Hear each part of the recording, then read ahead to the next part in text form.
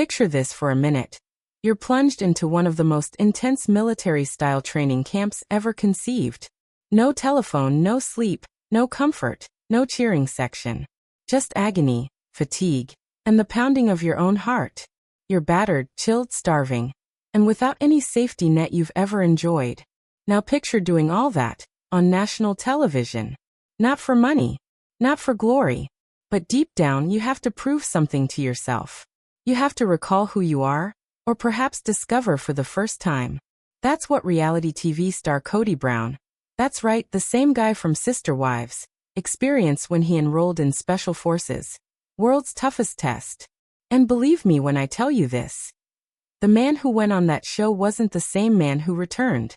Stick with me until the end of this video, because what Kody learned about leadership, manhood, and redemption will make you look at him differently. And perhaps even at yourself. Kody Brown. The mere mention of the name causes uproar. America has been following him for more than a decade through the roller coaster of emotions that comes with a plural marriage on Sister Wives. He's been called confident, controlling, passionate, stubborn, and everything in between.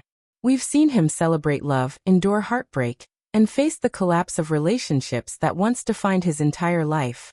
But this time, he wasn't leading a family. He wasn't defending a lifestyle. He wasn't performing for cameras.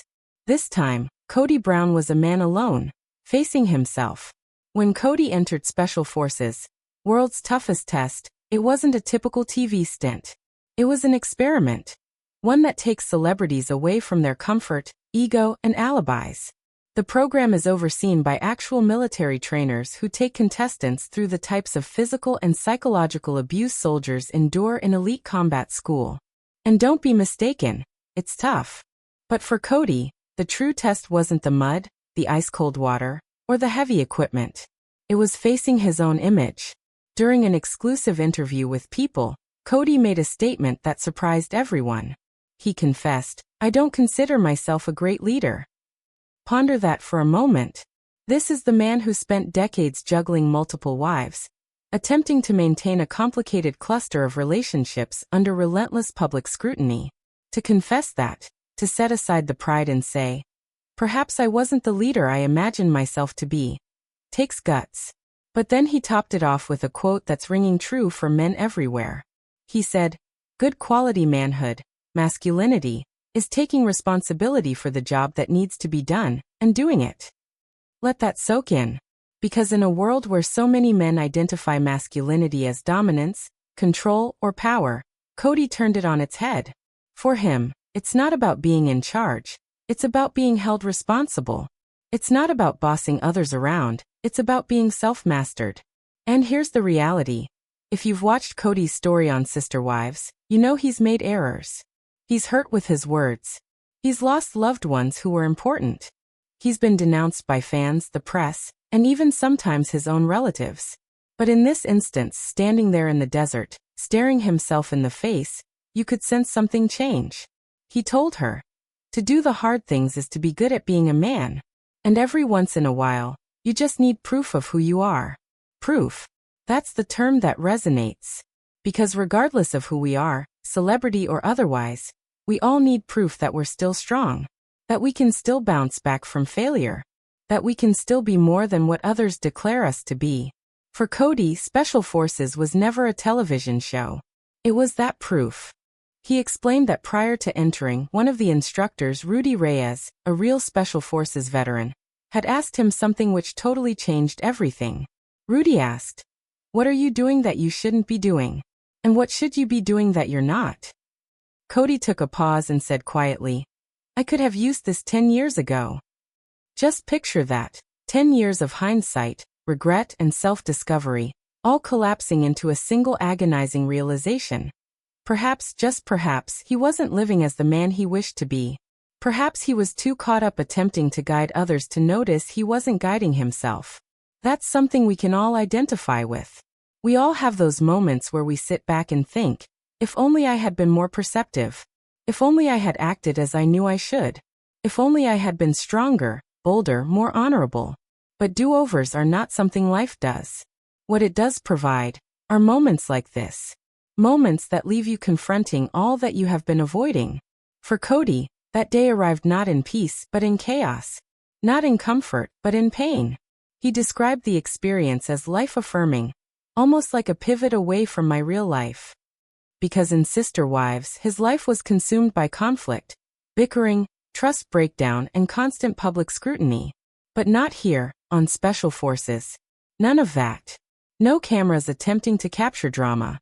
No edit. No family dynamics. Just survival, camaraderie, and quiet. He told the strongest component wasn't the obstacles, it was the fellowship. The one created among individuals who have nothing to prove but much to overcome. You do a task with other people, he said. And that means something. For a man who had been surrounded by criticism for years, this was different. Here, he wasn't being criticized, he was being tested. And when individuals combat alongside you through suffering, they don't pay attention to your history. They pay attention to your work. This is the magic of adversity. It lays bare the truth. When you're tired, cold, and ready to give up, there is no space for ego. Only sincerity. And perhaps that's what Kody discovered. Authenticity. The true Kody Brown. Not the television version. Not the persona of the public eye, but the man below. It's ironic, isn't it? That a man who spent years with people around him, ultimately connected when he was sequestered from all that was familiar. That he found serenity in the midst of suffering. Because sometimes, that's just what it takes. You have to lose everything to know what really matters. You see, we exist in a world that encourages men to be strong, but never struggle. To lead but never doubt. To perform but never feel. But the thing is, without vulnerability, there is no such thing as strength. There is no such thing as humility without leadership. And there is no such thing as growth without suffering. Kody's experience is proof of that. For what he learned was not about winning a test. It was about recalling what it means to be a leader. Leadership is not about perfection. It's about embracing your flaws. It's about being accountable when things go wrong. It's about asking the tough questions and being courageous enough to confront the answers.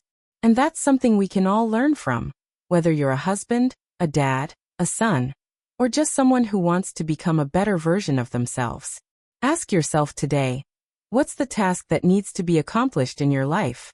What have you been putting off because it hurts or it's uncomfortable? What truth have you been avoiding to confront? Because that, right there, is where your actual growth resides. That's where your proof begins. Perhaps you've experienced a breakup that deconstructed you. Perhaps you've lost something significant. A dream, a family, a sense of purpose. Or perhaps, like Kody, you've come to the realization that at some point along the way, you stopped leading yourself. The best news? You get to start over. You get to rebuild. You get to redefine what strength looks like to you. Kody Brown's story reminds us that masculinity isn't about control, it's about courage. It's about having the guts to look in the mirror and say, I can do better. It's about standing up, even when you've fallen 1,000 times. It's about admitting your flaws and still showing up every day anyway. That's good quality manhood. It's not perfect. It's progress. It's the man you are once you've been broken, not the one that never cracks. And perhaps that is the best lesson Kody Brown could ever learn. Not in words, but in willingness to confront himself. He didn't go into Special Forces to show that he was tough. He went in to recall that toughness is not about muscle, it's about attitude. It's not about giving orders, it's about earning respect. And as he himself taught us, I don't care if you love me, I care if you respect me. That statement may sound cold, but beneath it, there is something deep. Love can be bestowed. Respect has to be worked for. And that's what he was after, earning back respect. Not from others, but from himself. Because when you've lived under a spotlight for years, when your personal failures are broadcast to millions, when every mistake is replayed online, respect becomes the hardest thing to find. But Kody Brown found it, not through fame, but through fatigue. Not through control, but through surrender. So here's the lesson. Your true strength isn't demonstrated when life is easy. It's uncovered when everything crumbles, and you still show up. If you've ever questioned yourself, if you've ever questioned whether you're enough, remember this. You don't have to be perfect. You just have to be honest. Honest about where you are, who you are, and what needs to shift. Because the second you step up and take responsibility, that's when it all changes. That's when you're no longer lost, but real. So ask yourself today, what's your special forces moment? What's that one thing you've been too scared to confront? The challenge you've been avoiding? Because perhaps it's not there to break you. Perhaps it's there to show you who you are. Kody's journey is not done yet. But perhaps this was his turning point. A reminder that leadership starts with humility, and manhood starts with honesty. So, what do you think? Did Kody finally learn what it really means to be a man? Or do you think he still has a long way to come? Leave your thoughts in the comments. I'd love to hear your opinion. And if this video made you think about your own path, don't forget to like, subscribe to the channel, and ring the notification bell, because we're just getting warmed up. Here, we discuss true transformation, unfiltered emotion, and tales that cut deeper than soap. Because sometimes the greatest wars aren't waged on a battlefield, they're waged in the heart. Thanks for watching. And always remember, the toughest roads shape the strongest souls. The strongest men aren't those who never fall. They're those who fall, learn, and get back up again. So keep getting back up. Keep fighting. And never forget, sometimes, pain isn't the end of your story. It's just the start of your comeback.